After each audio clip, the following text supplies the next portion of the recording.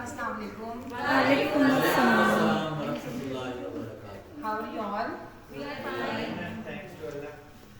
अच्छा, तो अगर मैं टीचिंग फील्ड में अपने एक्सपीरियंस की बात करूं तो यहाँ से पहले मेरा 7th ईयर एक्सपीरियंस दूसरे इदारे में था.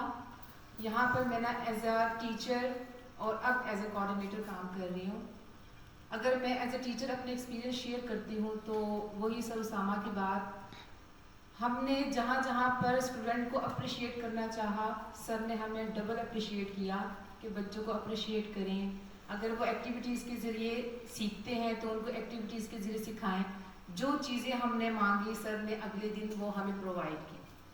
और अगर एज अ कोऑर्डिनेटर मैं अपना एक्सपीरियंस शेयर करूं, इस स्टाफ के साथ भी रहमान कैंपस में मेरा है, बहुत अच्छा स्टाफ है, बहुत कोऑपरेटिव है.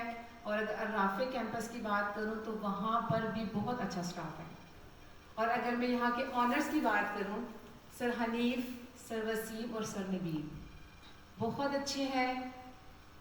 एक एक्सपीरियंस मैं आपसे शेयर करना चाह रही हूँ. पहले मैं सर नबील के बहुत खिलाफ थी, मुझे बिल्कुल नहीं अच्छे लगते थे कि सर नबील नहीं है अच्छे.